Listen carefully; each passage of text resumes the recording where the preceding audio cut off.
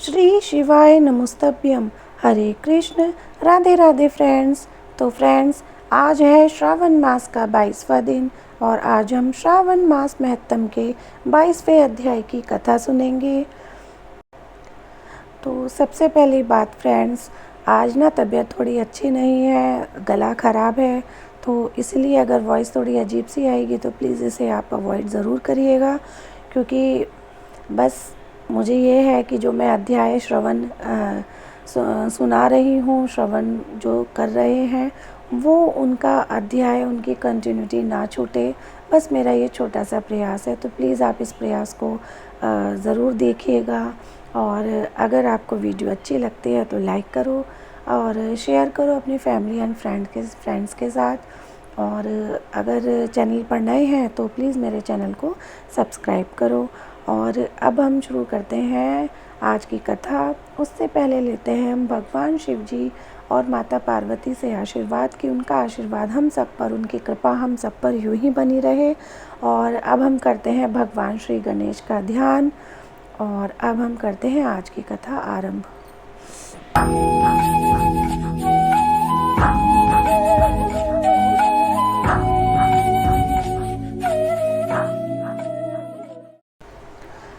भगवान श्री सदाशिव ने कहा, हे सनत कुमार, श्रावण शुक्ल पक्ष चतुर्थी के दिन सर्व काम फलप्रद संकट हरण नाम का व्रत होता है। श्री सनत कुमार ने कहा, हे देव, किस विधि से व्रत तथा पूजन करनी चाहिए और किस प्रकार उद्यापन करना चाहिए, यह सब आप मुझे विस्तार पूर्वक बतलाइए। भगवान सदाशिव बोले, चतुर्थी के दिन प्रातः काल उठकर दातुन आदि करके पुण्यदाता शुभ संकट हरण व्रत का संकल्प करना चाहिए। हे देवेश, मैं चंद्रोदय तक निराहार रह आपकी पूजा करके भजन करूँगा, मेरे संकट को आप दूर कीजिए। हे द्विजश्रेष्ठ, इस प्रकार संकल्प करके काले तिलों से स्नान करके तथा सब आहनिक कार्य करके गणाधिप की पूजा करनी चाहिए। मनुष्य को उचित है कि अपनी शक्ति अनुसार 3 मासे, 1.5 मासे या इससे भी कम सोने की प्रतिमा बनवाए। सोने के अभाव में चांदी अथवा तांबे की मूर्ति बनवाई जा सकती है, लेकिन यदि साधक बहुत ही गरीब हो तो मृत्तिका की प्रतिमा बना सकता है। किंतु जिस मनुष्य के पास पर्याप्त धन हो तो उसे इस पवित्र धर्म कार्य के लिए व्यय करने में भी कंजूसी नहीं करनी चाहिए। पहले रमणीय अष्टदल कमल के ऊपर वस्त्र सहित घट स्थापित करना चाहिए। जल भरकर उस पर पूर्ण पात्र तथा प्रतिमा रखकर 16 उपचार द्वारा वैदिक या तांत्रिक मंत्रों से पूजा करनी चाहिए। हे वत्स, तिल युक्त शुद्ध पवित्र घृत से 10 लड्डू बनाने चाहिए, उनमें से 5 गणाधिप के लिए रखने चाहिए। भक्ति द्वारा देवता की भांति उस ब्राह्मण की पूजा करनी चाहिए, फिर यथाशक्ति दक्षिणा देकर प्रार्थना करनी चाहिए। हे विप्रश्रेष्ठ, हे देव, आपको नमस्कार है। आपके निमित्त इन 5 लड्डुओं को फलों तथा दक्षिणा सहित दे रहा हूँ। हे द्विश्रेष्ठ, आप इन्हें ग्रहण करें, आपत्ति से मेरा उद्धार करें। जो कुछ मैंने अधिक अथवा कम किया है, हे विरूप गणेश्वर, यह वह सब परिपूर्ण हो। सुस्वादु अन्नों द्वारा ब्राह्मण को भोजन करवाना चाहिए, चंद्रमा को अर्घ्य देना चाहिए। अब तुम मुझसे उस अर्घ्य मंत्र को सुनो। क्षीर सागर संभूत सुधारूप निशाकर तथा गणेश प्रति प्रीत वर्धन, आप मेरे अर्घ्य को स्वीकार करें। इस प्रकार विधि पूर्वक व्रत किया जाए तो गणपति प्रसन्न हो जाते हैं और अभिलषित पदार्थ प्रदान करते हैं। उन पदार्थों को मनुष्य को स्वीकार कर लेना चाहिए। इस व्रत के करने से विद्यार्थी विद्या, धनार्थी धन, पुत्रार्थी पुत्र प्राप्त कर लेता है, मोक्षार्थी गति, कार्यार्थी कार्य सिद्ध कर लेता है, रोगी रोग से छुटकारा पा लेता है। आपत्तियों में घिरे हुए व्याकुल मन वाले, चिंता से ग्रस्त, अपने सगे संबंधियों के वियोग से दुखी जनों के सभी संकट हरने वाला, इष्ट फल प्रदान करने वाला, पुत्र पौत्र आदि तथा संपूर्ण संपत्ति देने वाला यह उत्तम व्रत है। अब मैं तुम्हें पूजा तथा जप के मंत्र बताता हूँ। पहले ओमकार शब्द, फिर नमः, फिर हे रंब के अनंतर लंबोदर शब्द, तत्पश्चात संकट निवारण शब्द को चतुर्थायंत बनाकर अंत में स्वाहा शब्द कहना चाहिए। वैसे यह 21 अक्षरों का मंत्र है। मनुष्य को चाहिए कि 10 दिशाओं की पूजा करे। हे वत्स, मैं तुमको लड्डू बनाने की एक और विधि भी बतलाता हूँ। शुद्ध घृत से परिपूर्ण तिल सहित मूंग के लड्डू कतरी हुई गिरी डालकर बनाने चाहिए। लड्डू श्री गणेश जी को समर्पित करने चाहिए। अलग अलग नाम पदों द्वारा गणनाथ की पूजा करनी चाहिए। हे मुनि सत्तम, तुम मुझसे उन नामों को सुनो। गणाधीप, आपको नमस्कार है। उमापुत्र, अग्निनाशन, एकदंत, दंतवक्त्र, मूषक वाहन, विनायक, ईश पुत्र, सर्वसिद्धि प्रदायक, विघ्नराट, स्कंद गुरो, सर्व संकट नाशन, लंबोदर, गणाध्यक्ष, गौर्य मंगल संभव, धूम्रकेतो, भालचंद्र, असुर मर्दन, विद्या निधान, विकट और शूर्पकर्ण, आपको नमस्कार है। इन 21 नामों द्वारा गणेश की पूजा करनी चाहिए। भक्ति द्वारा विनम्र हो प्रसन्न मन से देव की प्रार्थना करके कहना चाहिए, हे विघ्नराट, उमापुत्र, अग्निनाशन, आपको नमस्कार है। मैंने आज आप अपनी शक्ति के अनुसार जिस कार्य के लिए आपकी पूजा की, उससे आप मुझ पर प्रसन्न हो। मेरे मन की सभी इच्छाओं को पूरा करें। प्रभु, आपकी दया से ही मैं सब कामों को कर पाया हूँ। मेरे शत्रुओं की बुद्धि का नाश तथा मित्रों का अभ्युदय करें। इस प्रकार प्रार्थना करके अष्टोत्तरशत होम करना चाहिए। व्रत की समाप्ति के लिए लड्डुओं का वायन देना चाहिए। फलों से युक्त 7 लड्डू रखकर कहना चाहिए, गणेश की प्रसन्नता के लिए यह मैं ब्राह्मण को दे रहा हूँ। फिर उत्तम कथा सुनकर बड़ी अच्छी तरह से अर्घ्य दें। हे सत्य में, आगे दिए मंत्र से 5 बार चंद्रमा को अर्घ्य देना चाहिए। क्षीरो दार्ण वंशभूत अग्निगोत्र संबुद्भूत शिशिन रोहिणी सहित मेरे दिए हुए इस अर्घ्य को स्वीकार करें।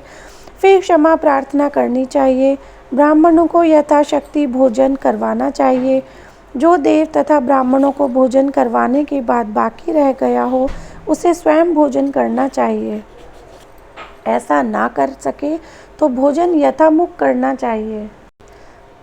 इस प्रकार 3 या 4 मास तक विधि द्वारा व्रत करना चाहिए।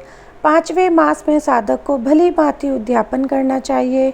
साधक को पहले व्रत कुंड की शक्ति अनुसार प्रतिमा बनानी चाहिए। भक्त को चाहिए कि पहले विधि से पूजा करके सुगंधित चंदन तथा नाना प्रकार के फलों द्वारा पूजा करनी चाहिए। समाहित होकर नारिकेल फल से ही अर्घ्य देना चाहिए तथा ब्राह्मण को फल संयुक्त वाहन दान करना चाहिए। सूप और पायस दक्षिणा सहित गणेश की सोने की मूर्ति लाल कपड़े से वेष्टित कर ब्राह्मण को देनी चाहिए। व्रत समाप्ति के लिए 5 सेर तिलदान देना चाहिए और क्षमा प्रार्थना करके कहना चाहिए, विघ्नेश, इससे प्रसन्न हो। इस प्रकार उद्यापन करके मात्र से ही अश्वमेघ के फल की प्राप्ति होती है। सारी इच्छाएं पूर्ण हो जाती हैं। सनत कुमार, मेरे कहने से पूर्व पार्वती ने इस व्रत को 4 मास तक संकल्प की प्राप्ति के लिए किया था। 5वें मास में उन्होंने कार्तिकेय को पुत्र स्वरूप में देखा था। महर्षि अगस्त्य ने समुद्र पान के समय इस व्रत को किया था। 3 मास के बाद विघ्नेश के प्रसाद से सिद्धि प्राप्त हो गई थी। हे महामुने, इस व्रत को दमयंती ने 6 मास तक किया था, तभी उसको महाराज नल के दर्शन हो गए थे। अनिरुद्ध को खोजती हुई चित्रलेखा ने इसे किया। वह कहाँ गए, उन्हें कौन ले गया? वाणासुर के यहाँ जाने पर प्रद्युम्न व्याकुल हो गए। तब उनसे रुक्मणी ने बड़े प्यार से कहा, पुत्र, मैं तुमसे जिस व्रत को कहने जा रही हूँ उसे तुम ध्यान पूर्वक सुनो। पूर्व समय में तेरे जन्म काल के समय मेरे सौरी घर से तुझको एक राक्षस चुरा कर ले गया था। बस मेरा हृदय तेरे वियोग से छलनी हो गया। मैं बिलखती थी कि मैं अपने सुंदर पुत्रों का मुख कब देखूंगी। उस समय जब दूसरी स्त्रियों के पुत्रों को देखती थी तो मेरा कलेजा फटता था। मैं उन स्त्रियों के पुत्रों को देखकर कहती, कहीं यह मेरा पुत्र ही ना हो। और इस प्रकार तेरे वियोग का दुख झेलते हुए कई वर्ष बीत गए। भगवत कृपा से हमारे यहाँ लोमश ऋषि आ गए। उन्होंने मेरी दशा देखकर मुझे संकट चतुर्थी का व्रत करने का उपदेश दिया। उनके आदेश अनुसार मैंने यह व्रत 4 बार किया। बस उसके प्रभाव से तुमने वापस लौटकर शंबरासुर का वध किया था। यदि तुम भी इस व्रत को विधिवत करोगे तो तुम्हारे पुत्र का भी पता चल जाएगा और वह घर वापस लौट आएगा। हे तात, माता के आदेशानुसार प्रद्युम्न ने भी गणनाथ के प्रसन्नार्थ इस व्रत को किया। उसी समय नारद जी ने आकर उनको बताया कि अनिरुद्ध बानासुरपुरी में है। उसी समय प्रद्युम्न बानासुर की नगरी में गए और बानासुर को सैन्य सहित जीतकर अपने पुत्र को पुत्रवधू सहित ले आए। प्राचीन काल में दूसरे देवताओं ने भी विघ्नेश के प्रीत्यर्थ इस व्रत को किया था। इस लोक में इस व्रत के समान सिद्धि देने वाला और कोई व्रत नहीं है, ना ही इस व्रत का मुकाबला कोई तप या तीर्थ ही कर सकता है। अधिक कहने से क्या लाभ, कार्य की सिद्धि के लिए दूसरा कोई भी व्रत नहीं है। इस व्रत का उपदेश नास्तिक, अभक्त और शठ को नहीं देना चाहिए। पुत्र, शिष्य या श्रद्धा युक्त साधु को तुम इसका उपदेश दे सकते हो। हे महामुनि, तुम धर्मिष्ठ, विघ्न नंदन तथा मेरे प्यारे हो, इसलिए मैंने तुमको इस व्रत का उपदेश दिया है। तो फ्रेंड्स, यहाँ समाप्त होता है हमारा श्रावण मास का 22वां अध्याय।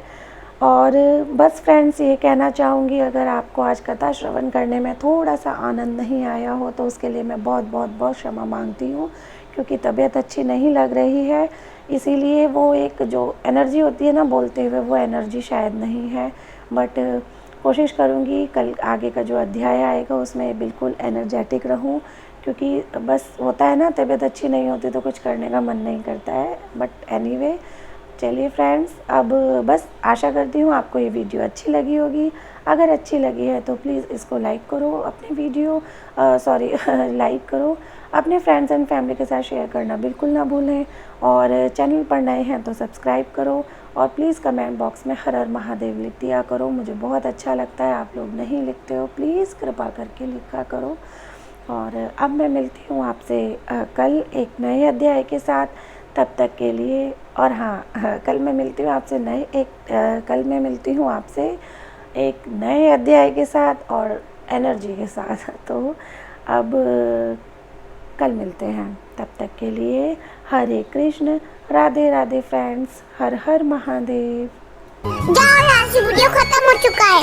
मेरी वीडियो को तो लाइक और शेयर करते नहीं हो। अगर तुम मुझे पसंद करते हो तो चैनल को सब्सक्राइब कर दो।